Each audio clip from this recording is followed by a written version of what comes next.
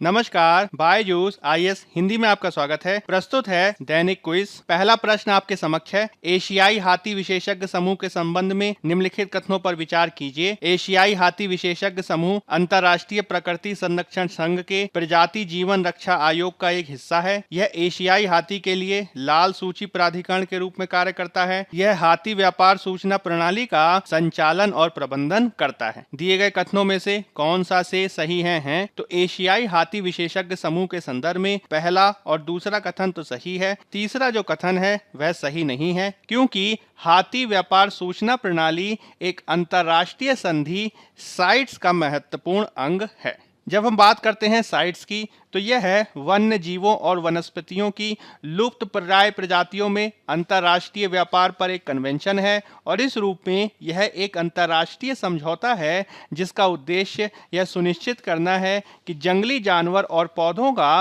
अंतर्राष्ट्रीय व्यापार उनके अस्तित्व को ही खतरे में ना डाल दे। यह संधि जुलाई 1975 में लागू हुई और वर्तमान में इसमें 183 पक्ष शामिल हैं। जब हम बात करते हैं हाथी व्यापार सूचना प्रणाली की, तो यह है मुख्य रूप से इसी साइट्स का एक महत्वपूर्ण भाग है, जिसके तहत हाथी दांत आदि के व्यापार को ट्रैक करने के लिए 2002 से इसका संचालन किया जा रहा है। एशियाई हाथी विशेषज्ञ समूह IUCN यानी प्रकृति के संरक्षण के लिए अंतर्राष्ट्रीय संघ का एक महत्वपूर्ण प्रयास है, जिसके तहत इसके द्वारा प्रजाति जीवन रक्षा आयोग यानी स्पीशीज सर्वाइवल कमीशन के द्वारा प्रयास किया जाता है ताकि एशियाई हाथियों की आबादी को बेहतर तरीके से आगे बढ़ाया जा सके और एशियाई हाथियों के दीर्घकालिक संरक्षण को बढ़ावा दिया जा सके। इसके द्वारा 2 साल में एक बार एक महत्वपूर्ण पत्रिका गज का भी प्रकाशन किया जाता है। आज के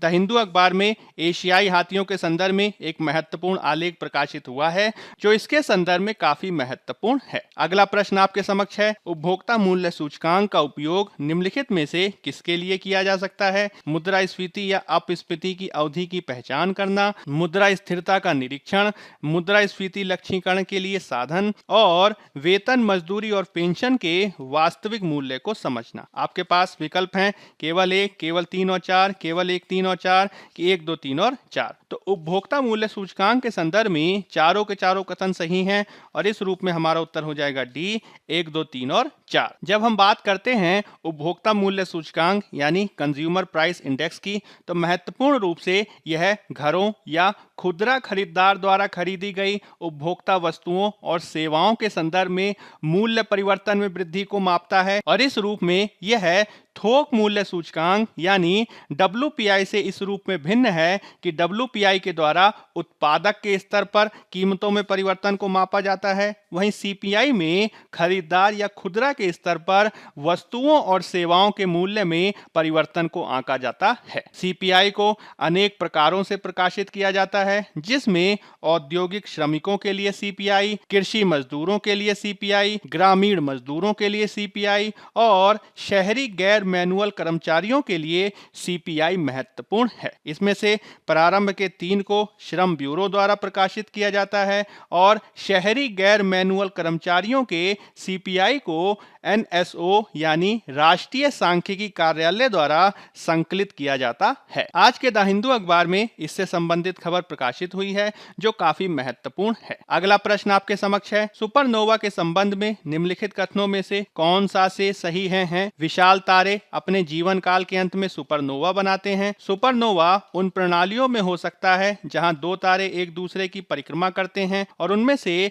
कम एक तारा पृथ्वी के आकार का सफेद बौना हो। सुपरनोवा का अध्ययन अंतरिक्ष में दूरियों को मापने में मदद कर सकता है। विकल्प है केवल 1, केवल 1 और 3, केवल 2, कि 1, 2 और 3। तो सुपरनोवा के संदर्भ में तीनों के तीनों जो कथन हैं वह हमारे सही हैं, और इस रूप में हमारा उत्तर हो जाएगा डी, 1, 2 और 3। जब हम बात करते हैं सुपरनोवा की, तो वास्तव में सुपरनोवा एक तारे के विस्फोट को दर्शाता है, जो अंतरिक्ष में होने वाले सबसे बड़े विस्फोटों में से एक है। यह तब देखा जाता है जब किसी तारे के केंद्र में कोई परिवर्तन होता है और इस परिवर्तन के परिणाम स्वरूप ही इस प्रकार के विस्फोट की घटना देखी जाती है। इस प्रकार के विस्फोट की घटना एक तो बाइनरी स्टार सिस्टम यानी दो तारों के सिस्टम में देखी जा सकती है और साथ ही साथ एकल तारे के सिस्टम में भी यह देखी जा सकती है, जिसमें एकल तारे के जीवन काल के संदर्भ में इस प्रकार की घटना देखी जाती है जिससे तारे में विस्फोट देखा जाता है। आप इस चित्र में सुपरनोवा की विविध घटनाओं को भी देख सकते हैं। आज के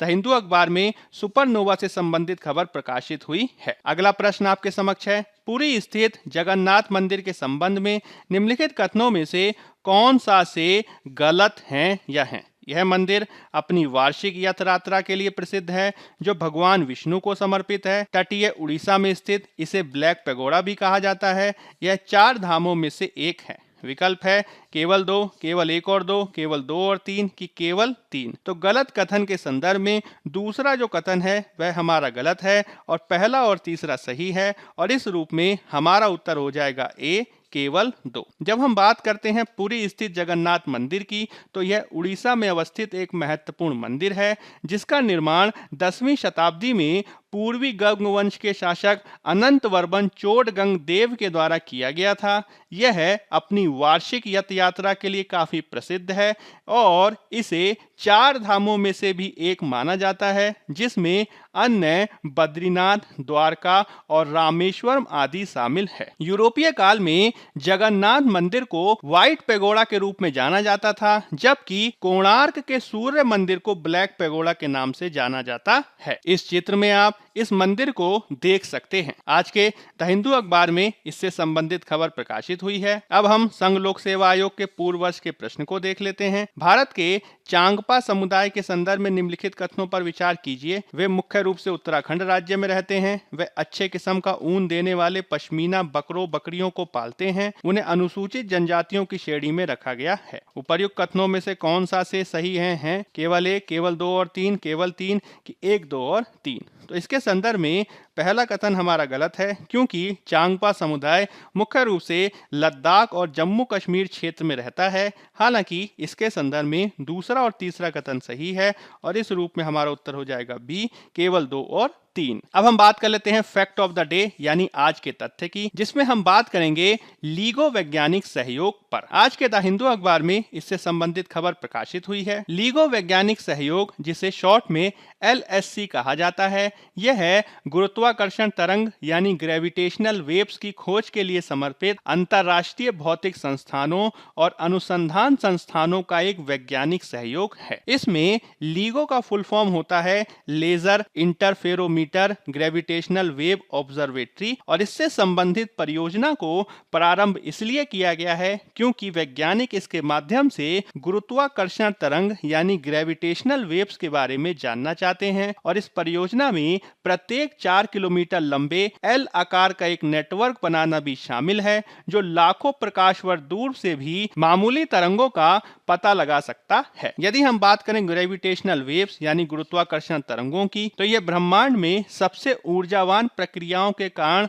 उभरने वाली कुछ विकृतियां या लहरें हैं जो गुरुत्वाकर्षण विकिरण के रूप में ऊर्जा का परिवहन करती हैं और इनके साथ अंतर क्रिया किए बिना इन पदार्थों से गुजरती हैं। गुरुत्वाकर्षण तरंगों की भविष्यवाणी सबसे पहले 1916 में अल्बर्ट आइंस्टीन के द्वारा की गई थी और इसके संदर्भ में उन्होंने ये कहा था कि हमारे ब्रह्मांड में ब्लैक होल, सुपरनोवा जैसी परिघटनाओं के चलते इस प्रकार की गुरुत्वाकर्षण तरंगें उत्पन्न होती हैं। आइंस्टीन के अनुसार जब दो पिंड जैसे कि तारे एक दूसरे की परिक्रमा करते हैं तो उससे कुछ खास परिघटनाएं घटित होती हैं जिससे एक प्रकार की हलचल पैदा होती है और अंतरिक्ष में लहरें उठ सकती हैं। ये लहरें उसी प्रकार से उत्पन्न होती हैं जिस प्रकार से एक तालाब में पत्थर फेंकने पर लहरें उत्पन्न होती हैं और वैज्ञानिकों द्वारा टाइम और स्पेस के ताने बाने में पैदा होने वाली इन तरंगों को गुरुत्वाकर्षण तरंगों के नाम से जाना जाता है। इनके बारे में माना जाता है कि ये अदृश्य होती हैं, हालांकि ये अविश्वसनीय रूप से तेज होती हैं जिसमें यह प्रकाश की गति से यात्रा करती हैं यानी 1,86,000 मील पर सेकेंड। और गुरुत्वाकर्षण तरंगे इस रूप में देखी जाती हैं जब वस्तुएं बहुत तेजी से चलें जिसके तहत सुपरनोवा गुरुत्वा विस्फोट, या फिर यह तब भी पैदा होती देखी जाती हैं जब दो ब्लैक होल एक दूसरे की परिक्रमा करते हैं और विलीन हो जाते हैं। वैज्ञानिकों के द्वारा बहुत लंबे समय से इनको प्राप्त किए जाने का प्रयास किया जा रहा है और 2015 में पहली बार वैज्ञानिकों के द्वारा इन गुरुत्वाकर्षण तरंगों का पता लगाया गया था, जिसके लिए LIGO के उपकरण का ही प्रयोग किया गया था। वैज्ञानिकों का मानना है कि पहली गुरुत्वाकर्षण तरंगें तब पैदा हुई थी जब दो ब्लैक होल एक दूसरे से टकराए थे और यह टक्कर आज से 1.3 अरब साल पहले हुई थी, लेकिन ये लहरें 2015 तक ही पृथ्वी पर आई हैं। LIGO मुख्य रूप से दो वेधशालाओं से मिलकर बना है, जिसमें एक लुइसियाना में है और एक वॉशिंगटन में है, और प्रत्येक वेधशाला में दो लंबे हाथ या आर्म्स होते हैं जो प्रत्येक 2 मील से भी अधिक लंबे होते हैं। इस चित्र में आप इन आर्म्स को देख सकते हैं। गुरुत्वाकर्षण तरंगों की खोज विज्ञान की स्थिति में काफी महत्वपूर्ण परिघटना है, क्योंकि इससे पहले ब्रह्मांड के बारे में जानने का हमारा एक महत्वपूर्ण स्रोत प्रकाश की तरंगें था। अब इसके बारे में हम गुरुत्वाकर्षण तरंगों के माध्यम से भी जान सकते हैं और इससे हमें ब्रह्मांड के बारे में कई नई चीजें सीखने में मदद मिलेगी और हम खुद गुरुत्वाकर्षण के बारे में भी काफी कुछ इसके माध्यम से सीख सकते हैं। बायजूस IAS हिंदी के आज के अंक में फिलहाल इतना ही। धन्यवाद।